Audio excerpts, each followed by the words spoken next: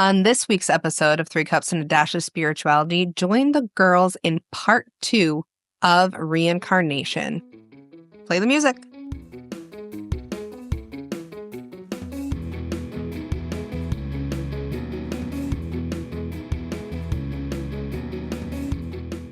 Welcome back to another episode of Three Cups and a Dash podcast here. We are on part 2 of Reincarnation, and I almost just said rejuvenation, which would be great too. I have Michelle with me here. What's up, everyone? And Carissa. Hello, hello. Hello, hello. Yeah, I'm here for rejuvenation, everybody, just in case you wanted to know. Me too. Reincarnation, or as we determined at the last episode, coming back again after dying. And do you remember where we left off? No. We kind of wrapped it up. We had started talking about reincarnation and the fact that sometimes in younger kids between the ages of 2 and 4, they start talking about these memories that they can be completely detailed or I don't even know what I'm trying to say, but they're holding on to memories that a child of 2 should not have. Right. And sometimes they're very detailed and people can follow that trail, and other times they're just rough mentions of something. Yeah, don't you have a few stories or case studies that you found, Michelle? I do, and I'm going to put them in the show notes. And I picked 2 stories because they were handled so differently. And the first story that I'm going to share today is that of Barbro Karlen. And she was born in Sweden in 1954, I believe. And at about 2 years of age, she started coming up with things that didn't fit her current life. And she came up with the name Anne. And fast forward, as she's stepping into Anne, she discovers and feels that she is a reincarnation of Anne Frank. So this is a person who is identifying with Anne Frank, just with like little pieces of information that she's bringing forward.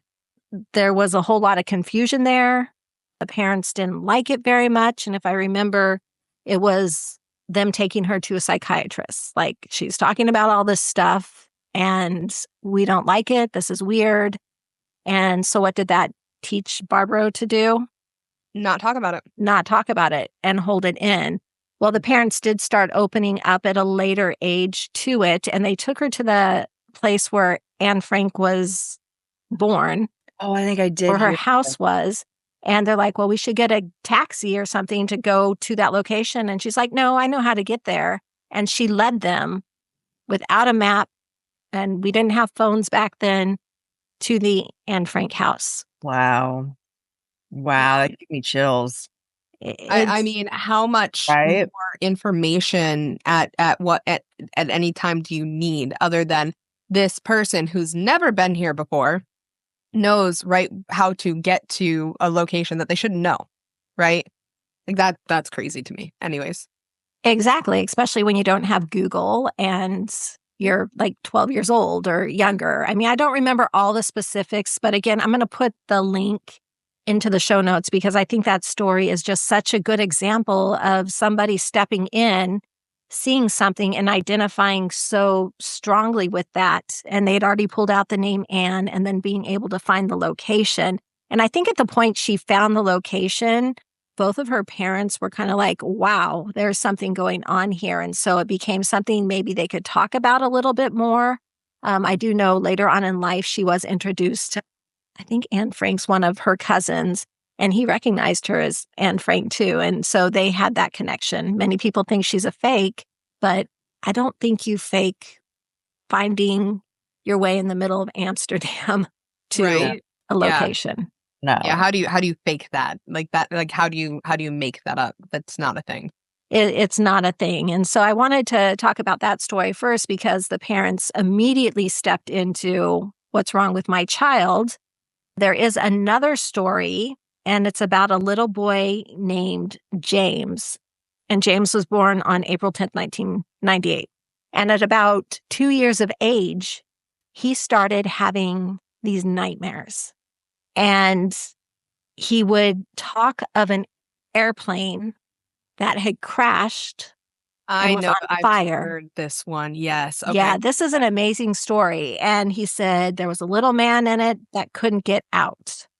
Now, I think the dad immediately kind of stepped into like, whoa, whoa, whoa, whoa. But the mom was a little more open to it. But they really started then asking him questions. They're like, well, he has this memory that he's my son. I love him. Tell me what you remember. And so he would sit down, or they would sit down and they would write down all his answers. And they would ask questions such as, what happened to your plane? What were you wearing? What else can you tell us? And he was talking about being in Japan, I believe, and being in Chichijima. I don't even know if that's the correct pronunciation, at the Battle of Chichijima. He knew the ship's name. He knew he was a fighter pilot. And he knew that in that life, his name was James. And so he gave his parents enough breadcrumbs where they could do the research. And sure enough, there was a casualty of a fighter pilot named James M. Houston Jr. And they were able to find a photo. And he's like, that's me. That is just like it to me, it's so cool that the parents had such different reactions. But in it seems like even in the first story or the first case that you shared, they came around eventually too. But in this one, being able to connect the breadcrumbs with a kiddo like that is just so cool because you're not discrediting them, right? Like you're not saying, nope, you're wrong. That's not possible. You're just kind of being open to all possibilities at that point in time. And how safe, how cool. It was very cool. And I think it went so far as they went to that location and took him there on a boat to go back to that place of. But very supportive parents, and I think they handled it so well. And I know it's scary. If my kids started talking to me about someone they were not recognizing me as mom and like, why am I calling you mom? You're not my mom, sort of thing, that would be really hard. But instead, they're like, we're going to love our kid through it. Let's see where this goes. They're very open about their story. They've written a book about their story. Again, I'll put it in the show notes. But those are two cases pretty well known that support the idea of reincarnation. How cool. Oh, how really cool. And yeah, I sorry, Carissa, go ahead. No, I mean, my daughter, she would always put balls in her under her shirt. She was so fascinated with, dolls and breastfeeding, and only breastfed her for a month. I mean, she was so fascinated with the idea of being a mom. And I had plenty of other mom friends with daughters, and none of them were that fascinated. They like dolls, but not like Demi. And when I went to a psychic, she said, in your past life, Demi was your nursemaid, and you were like from a royal, wealthy family, and she was your nursemaid, and then you were there on her deathbed to help her. Like I was like her mom because they, the royals, they just gave their kid away. Yeah, that is actually really cool, especially that you were able to connect it to a previous life because you don't know what you're bringing into this current life from a past life really. And if you pay close enough attention, I think, to little kiddos and how they play and what they're choosing, you can kind of get a glimpse into perhaps their past lives and what different experiences they had. And it's kind of cool if you think about it that way. It's a different approach, I think. Because I think we bring the breadcrumbs into these lives, but we forget them, when we get older. Yeah, and it's like Demi is very career focused. She doesn't want to get married early and have children. So it's not like, oh, this is who she is and she connects. This is her personality that she's going to have later in life. This is going to be the goal that she's going to attain at some point. Instead, it's this was just this fleeting bleed over. I'm going to say it in a way, as opposed bleed to over. Yeah, bleed over. Interesting. As we talked about in the other episode, that's so fascinating too, the fleeting memories that usually start to dissipate by about 6 years of age. But also those physical manifestations. A lot of times, if you have a weird birthmark, people speculate maybe that's how you died in a previous life. If you have a fear of drowning, maybe that unfounded fear is from a past life. I have a horrible fear of birds. Maybe I was pecked to death. I don't know what happened. I don't think so. Well, I mean, torture. I mean, if you think about it, like there were really bizarre forms of torture early in history, and I'm sure that birds were at some point in time involved. I can't think of it specifically, but I'm sure. A friend of mine thinks that I was like buried alive or something or trapped because I can't stand tight spaces. I can't either. And it is almost unnatural, like the claustrophobia when it comes up. I just have to put my head down and breathe. So I almost wonder if in a previous life I was in a building that caught on fire and I couldn't get out, because I get really, really, really, really weird if there are a lot of people in a space that I'm in. If I feel like it's not even claustrophobia, but if I'm surrounded by people, I almost immediately start to panic. And so like going to concerts and stuff like that, it can, for me, like I can prep ahead of time, but I get to a point where I've hit a threshold of I can't stay here. I can't stay here. And it's like this weird panic. But Carissa, what? I heard you have some interesting astrological things about the reincarnation. So I've been waiting, impatiently waiting.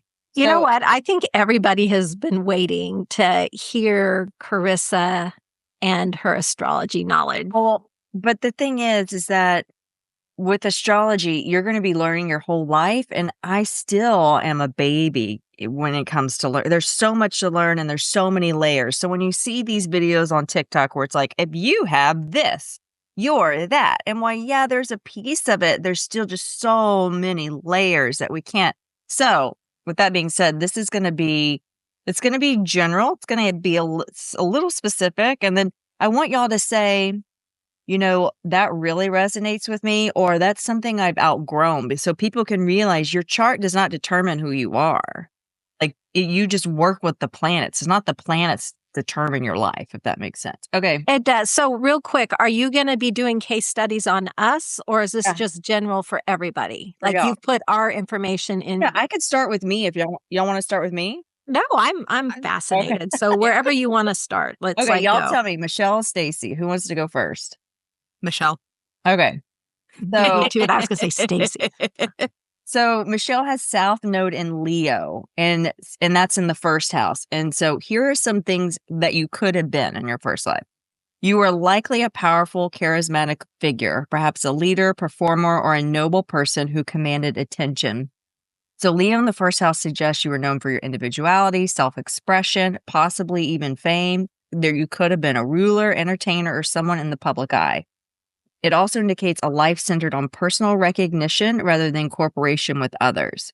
So then now we're adding another layer. You have Pluto and Virgo in second house, and that's connected to wealth, resources, survival. So there's a karmic thing of control over material possessions. And you may have been a merchant, banker, someone who held power through resources. So you were a rich bitch in a previous life. A rich bitch.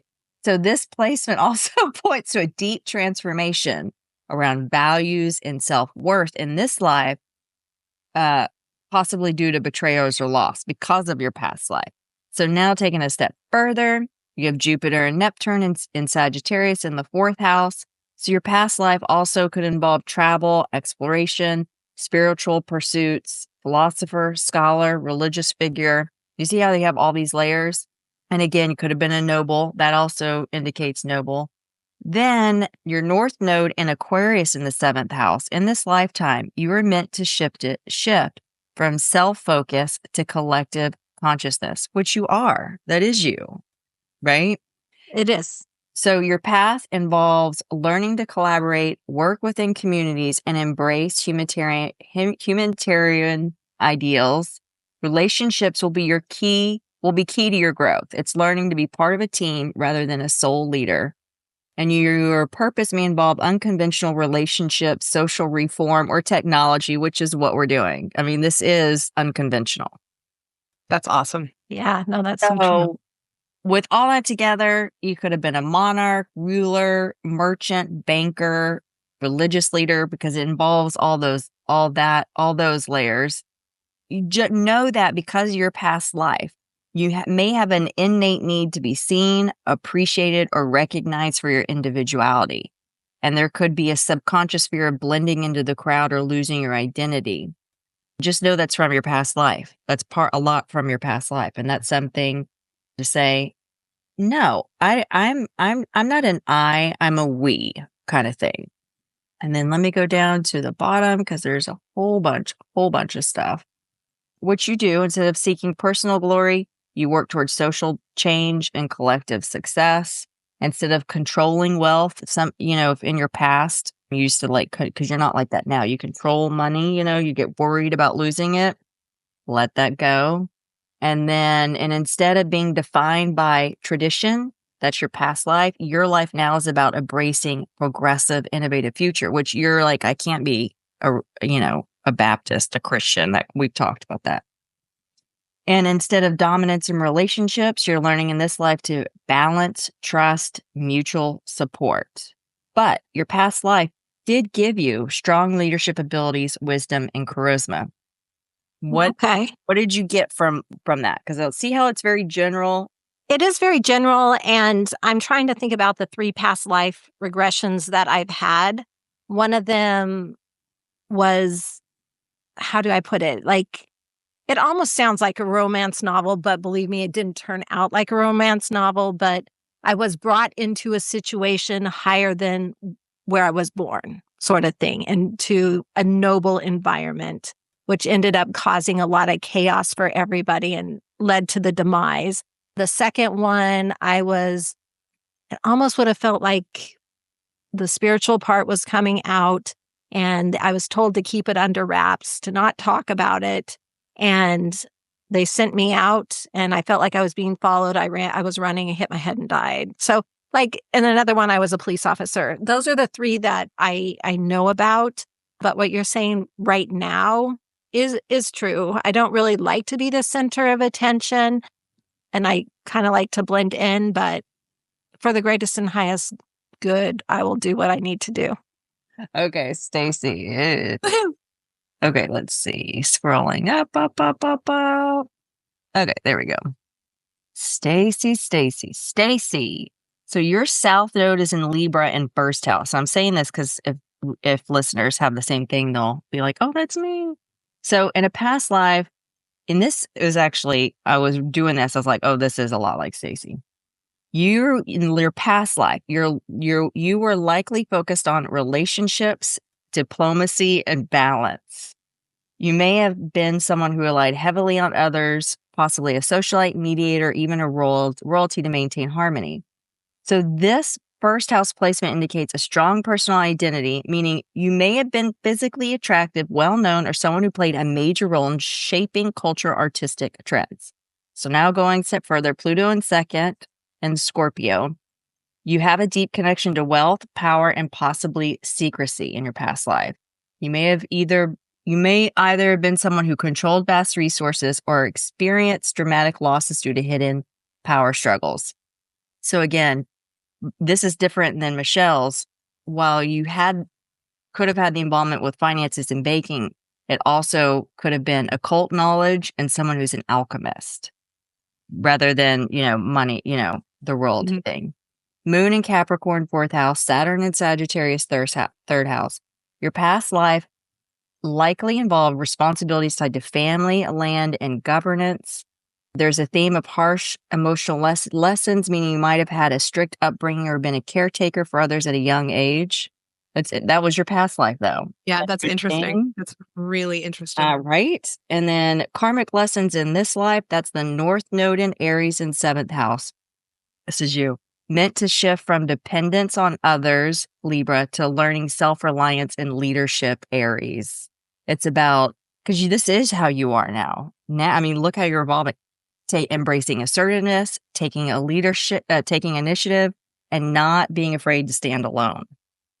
Interesting. Right? Yes. Relationships will be an area of major karmic growth. and you may experience challenges in finding balance between independence and partnership, which, what you had went through in the last year, right? Yeah.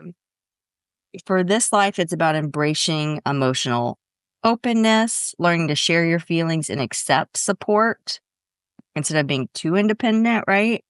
And let go of the need to be responsible for others. Oh my gosh, it's so uncanny though it's so realistic and interesting. Like spots your soul is shifting away from past life burdens and into self-empowerment and mutual relationship. So that's why you may have a hard time setting boundaries with someone and overdoing it for everybody in your life and saying, you know what? I'm not putting myself in that situation. I got to take care of myself. That's really interesting. That's because of your past life stuff.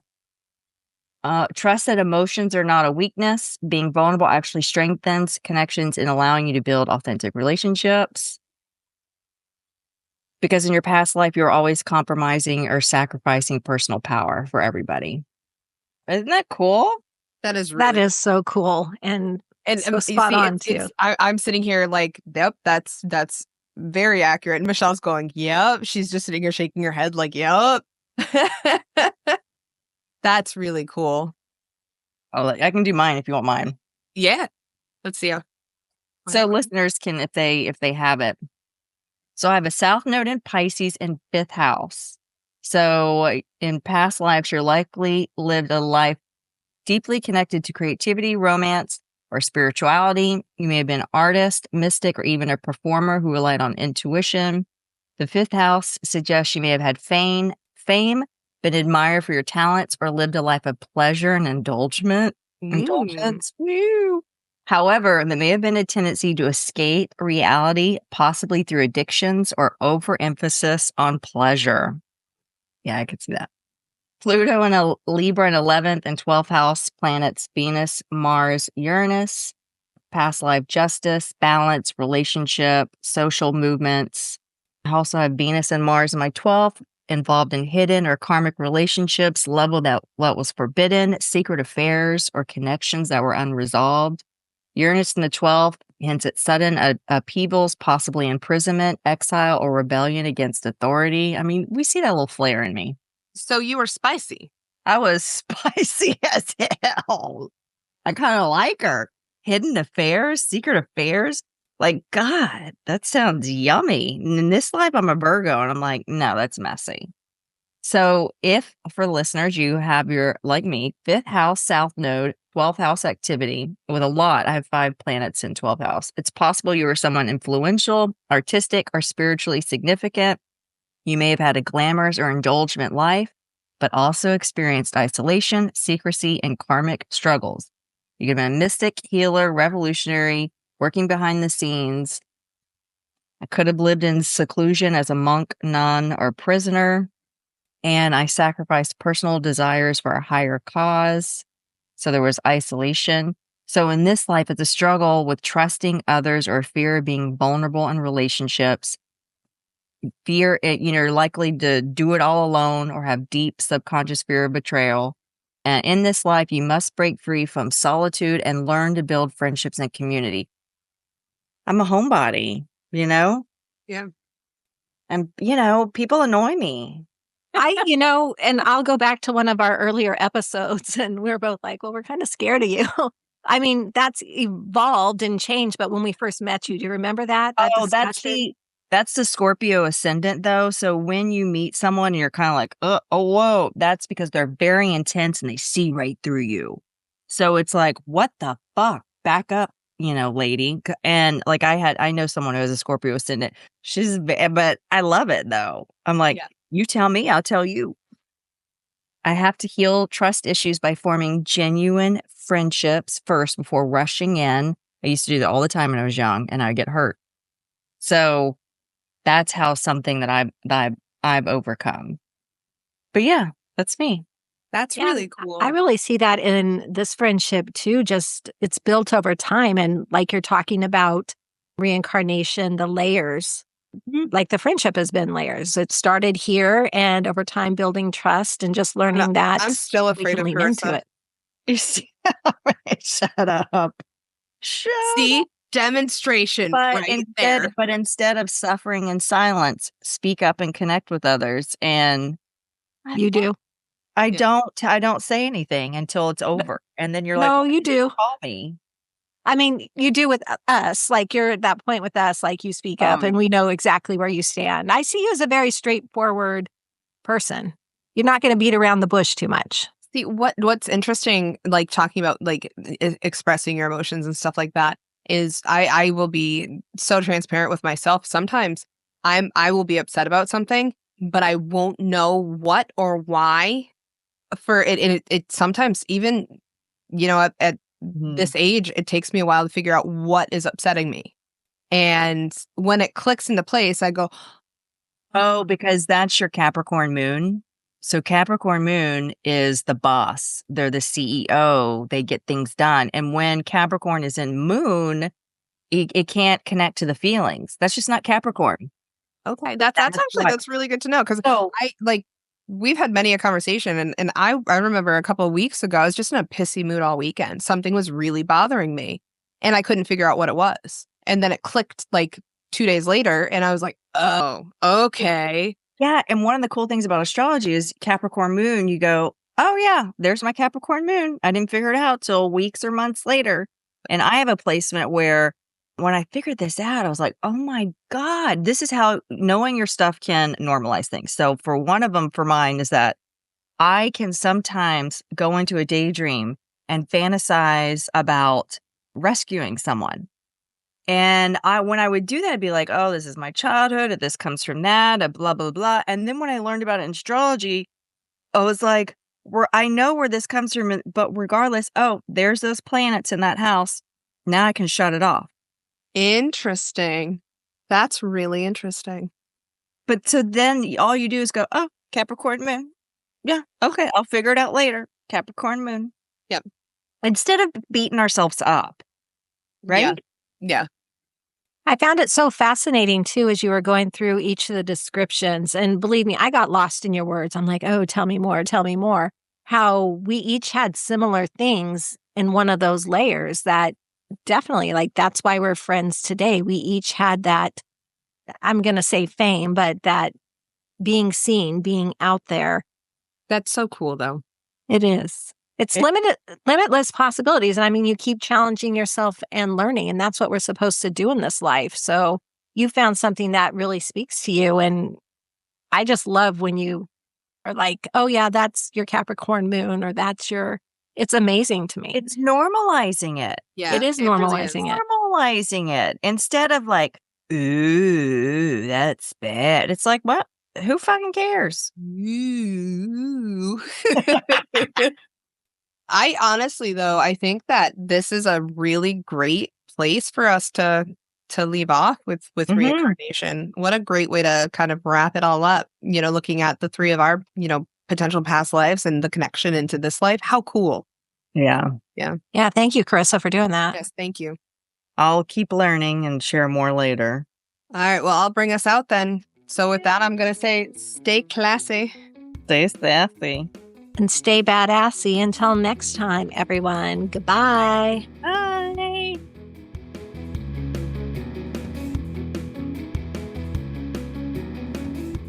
Thank you for listening to this week's episode of 3 Cups and a Dash of Spirituality. If you like what you heard, please know that we have a full library of episodes now available on your favorite podcasting platform. You can listen to it now, or you can download it to listen to later. Also, if you'd like to give us a review, we'd appreciate it. We love connecting with listeners, and thank you in advance.